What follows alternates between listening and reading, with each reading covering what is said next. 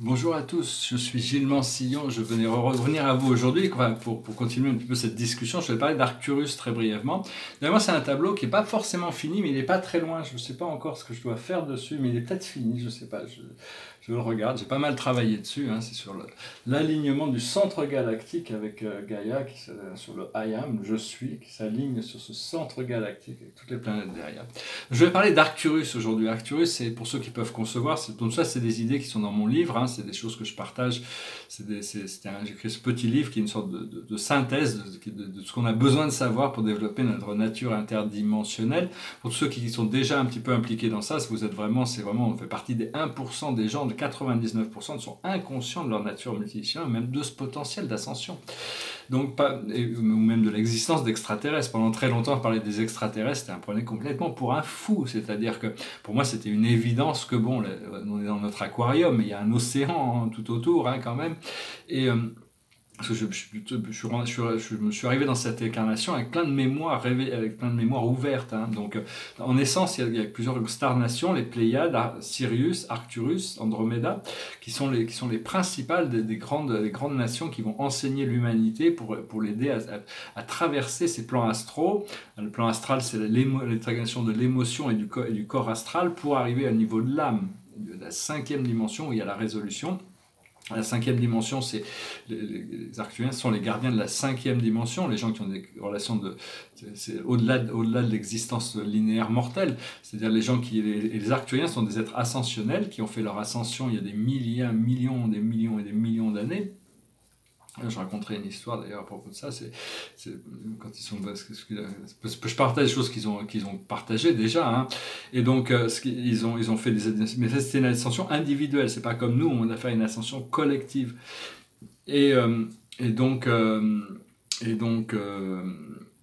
ils ont fait cette ascension, donc ils sont les gardiens de la 5e dimension. Les gens qui ont des expériences de mort imminente, ils voient une lumière blanche, ils se retrouvent dans cette lumière blanche avec tous leurs amis, leur famille, et on les renvoie parce que leur contrat n'est pas fini, mais ils ont tous un peu cette même expérience. Et ça, c'est la matrice d'Arcturus. Donc ils sont les gardiens de cette 5e dimension, c'est les bergers pour l'âme humaine. Malgré qu'ils soient ascensionnels, ils aient été mortels il y a un jour. Alors Arcturus, c'est l'étoile, c'est une étoile qui, c'est pour trouver Arcturus, vous regardez la grande ours, et vous tirez une ligne après la queue de la grande ours, vous tombez sur Arcturus. C'est une étoile. C'est une grande civilisation stellaire, ils ont des vaisseaux un peu partout dans toute la galaxie, c'est des grands explorateurs, c'est des êtres qui sont petits de forme, ils ne sont pas vraiment humanoïdes, c'est aussi le nom d'un Elohim, Arcturus, mais ouais, eux n'ont pas participé à ces guerres galactiques, ils avaient eu suffisamment de lumière et de puissance pour arriver à se protéger des guerres galactiques. Et donc ils ont des grands vaisseaux, mais ils n'ont aucune arme, ils n'ont que des armes défensives pour se défendre. Ceux qui les attaquent d'ailleurs, ils savent qu'il ne faut pas les attaquer parce généralement ils regrettent on ne peut pas attaquer des vaisseaux qui sont trop avancés. Les vaisseaux primitifs qui essaient de les attaquer se retrouvent extrêmement pénalisés. Ils font de mal à personne, mais ils ont tous les moyens de se défendre quand même. Parce que la galaxie c'est quelque chose de beaucoup plus bizarre, étrange et grandiose que l'on peut imaginer. Il y a toutes sortes de choses. Mais à partir des 5e, 6e dimensions, la 5e dimension c'est le point de connectivité, la 6e dimension c'est la dimension des champs harmoniques, c'est une sorte de dimension où la forme disparaît un peu, c'est les dimensions de la géométrie sacrée, c'est la dimension de l'enfant divin. Et après, on trouve on se devient ancré dans l'œil de Dieu, dans la 7e dimension. On devient un maître ascensionné, et on n'est plus dans les champs harmoniques de la 6e dimension, on s'élève au-dessus, ça devient l'apex de l'évolution individuelle. Après ça, au-dessus, il y a la 8e dimension, le portail de l'infini. Là, on rentre dans notre moi collectif, on se connecte à notre famille d'âme. Au-dessus, il y a la 9e dimension qui est l'alignement de tous les plans d'âme avec le plan divin. Au-dessus, il y a la 10e dimension qui est une dimension solaire, une dimension de grande lumière, de lumière transcendantale. Et au-dessus, il y a le grand soleil, le soleil galactique, le grand soleil universel qui est au-dessus de la 12e dimension. La 13e dimension étant un pont vers quelque chose de supérieur après ça. Mais en essence, les Arcturiens sont dans la 5e, sur Arcturus, ils continuent à avoir des êtres biologiques dans la troisième dimension, sur certaines planètes. Mais en essence, ils sont plutôt dans la 9e, 10e, 11e dimension. C'est-à-dire qu'ils maintiennent ces dimensions célestes et vous pouvez contacter le conseil les conseils de lumière d'Arcturus. Demandez aux Arcturiens de venir, de communiquer avec vous télépathiquement. Ils sont très volontaires, ils sont experts avec ça, vous n'avez rien à craindre des Arcturiens. Quand on va sur Arcturus, il y a une qu'on appelle Arcturus Prime, c'est une sorte de planète magnifique, c'est que du cristal, de l'eau, c'est d'une pureté, c'est quelque chose d'extraordinaire si vous avez l'occasion un jour d'aller voir là-bas. Et il y a cet endroit où si vous y arrivez à vous projeter astralement, il y a cet endroit qui s'appelle le lac de cristal de Tomar. Alors Tomar, c'est un esprit que j'ai croisé déjà plusieurs fois, mais c'est un cristal qui était un immense cristal, mais il est tellement puissant, on est obligé de mettre un lac par-dessus pour arriver à atténuer sa puissance. Alors ce que vous faites, c'est que vous plongez dans le lac, vous pouvez imaginer, vous plongez dans le lac et vous pouvez respirer sous l'eau là-bas, c'est la 5e dimension, il n'y a pas de problème, et vous arrivez à ce cristal, et là vous rentrez dans le cristal et vous allez au plus profond du cristal, et vous verrez, vous allez être... Il y a toutes sortes de choses magiques qui peuvent se passer. Même les maîtres ascensionnés vont dans ce cristal de Thomas. Les Arcturiens, dans les familles arcturiennes, bon, la société ne fonctionne pas pareil. Ils n'ont pas de télévision, ils ont un cristal au milieu de... C'est-à-dire que grâce à ce cristal, ils arrivent à se téléporter, ils arrivent à recevoir toutes les informations qu'ils ont besoin. Et il y a un grand vaisseau qui est proche de la Terre, qui s'appelle le vaisseau Athéna. C'est au nom de la déesse de la sagesse, il a été appelé Athéna. Alors il y a toutes sortes de vaisseaux, mais les Arcturiens, c'est vraiment, vous pouvez être tranquille qu'il n'y a pas de rebelles dans Arcturus. Il y a pas de, autant il peut y avoir des rebelles pléiadiens, il peut y avoir des rebelles centauriens, il peut y avoir toutes sortes des fois des êtres un peu contrastés qui essaient de choisir un modèle différent de leur société de la lumière principale. Chez Arcturus, à ma connaissance, il n'y a pas d'Arcturiens rebelles, il n'y a pas d'Arcturiens qui peuvent vous embrouiller. Donc c'est vraiment, vous pouvez vraiment compter sur cette connexion d'Arcturus. Et pour finir, oui, quand ils ont commencé à s'ouvrir à la télépathie, à la 5e dimension, il y a des millénaires, des millions d'années de ça, à l'époque, bon, ils voyageaient dans la galaxie, ils étaient déjà très avancés. Bon, c'est eux qui ont révélé ça, hein, c'est des histoires rapportées, ça c'est des histoires... Mais par contre, ils étaient tellement toujours bombardés de pensées, parce que tous les êtres envoyaient toutes leurs pensées, et tout le monde recevait les pensées de tout le monde. Donc ils ne savaient plus trop comment faire ça, et donc ils ont pensé à aller voir les centauriens. Puis à l'époque, les centauriens ça a toujours été les scientifiques. Quand on a un problème scientifique dans la galaxie, on va voir les centauriens, parce qu'ils arrivent à résoudre les problèmes scientifiques. Et donc ils ont été voir les centauriens, en échange ils ont échangé, aidez-nous à résoudre ce problème, en échange on vous donne des moyens de propulsion galactique, parce que les Arcturiens avaient des propulsions, des systèmes de propulsion qui étaient supérieurs aux centauriens à l'époque, donc ils ont fait cet échange, et ils sont arrivés en commun à trouver une solution. Et cette solution, non seulement, la solution, ça a été de créer une bulle de lumière blanche, de lumière bleue et de lumière argentée autour de soi-même, autour de son aura, et ça permettait de filtrer, et à ce moment-là, toute la télépathie devenait, vous pouvez déjà créer ce cocon de lumière autour de vous, dans votre être de lumière, et ça permet de filtrer toutes les informations et de ne recevoir que les informations qui nous concerne.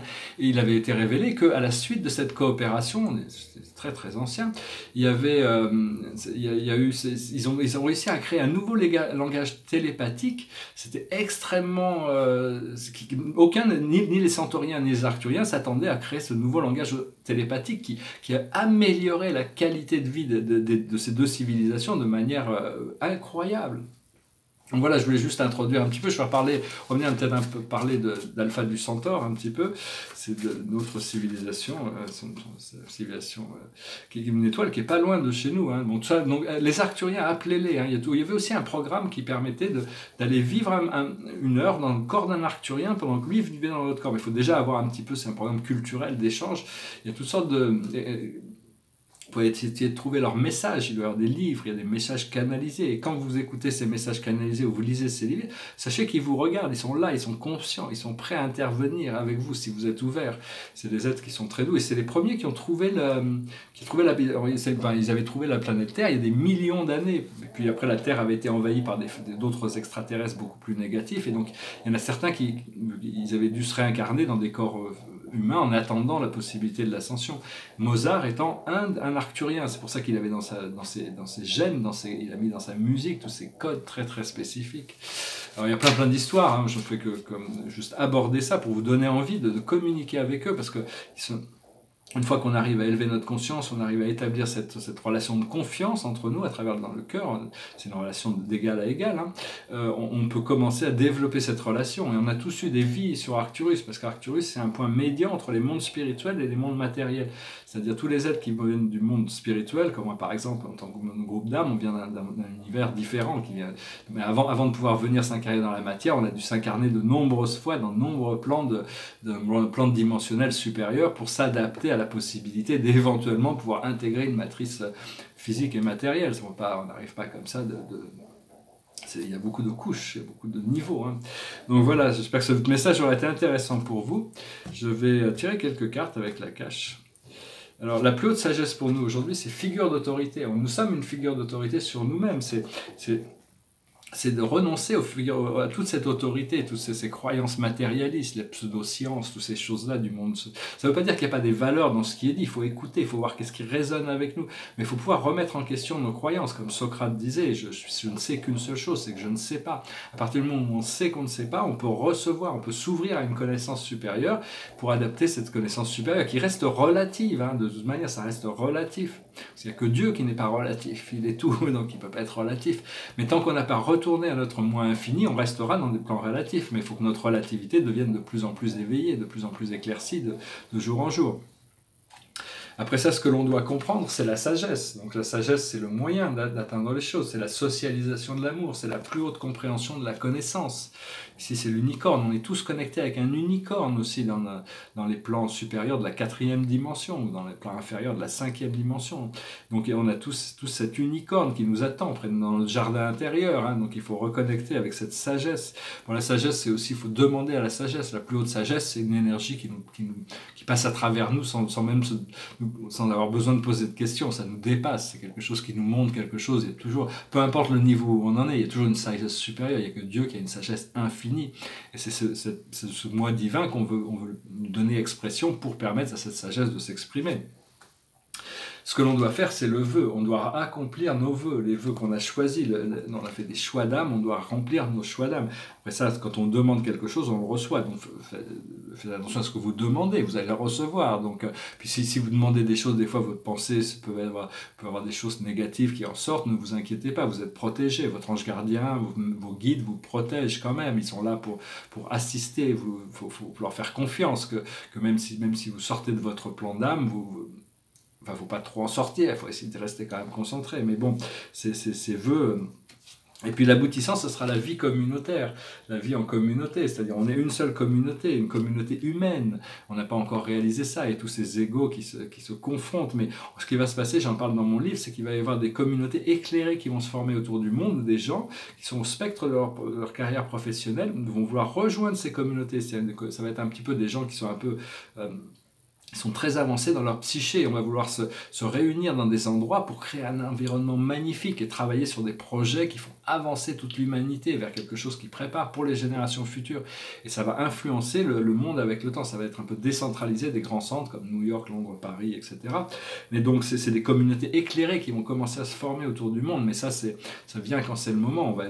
Maître Guide m'a dit, je vais être placé dans certains endroits à certains moments, parce que bon, j'ai une mission importante aussi à remplir ici sur Terre. Donc voilà, mais dans un sens, la communauté, c'est quand on est dans une société éclairée, tout le monde a une fonction complémentaire et on n'a pas besoin de faire beaucoup, on a besoin de faire ce que l'on fait le mieux. Et ça suffit pour que tout le monde soit heureux. Donc voilà, c'est arrivé petit à petit à s'intégrer à tout ça. Voilà, j'espère que vous avez trouvé cette chanson intéressante. Je pensais je chantais une chanson, c'est une chanson, ça s'appelle Angel. C'est une chanson de Jimi Hendrix, juste pour finir en musique. Bon, c'est un anglais un peu bizarre, hein, Jimi Hendrix, mais enfin c'est une belle chanson. Angel come down from heaven yesterday. She stayed with me long enough to rescue me. And she tell me a story yesterday about the love between the moon and the deep blue sea. And when it was time for her to go, she spread her wing high over me, and she said, I shall return tomorrow. And I say, fly on, my sweet angel, fly on through the sky. Fly on, my sweet angel, tomorrow I will feel you by my side. And sure enough, this morning comes to me, where silver-winged silhouette against the glow of a child's sunrise. And as the bluebird and sparrows envy me, she say, I love you, little boy, and today you shall fly.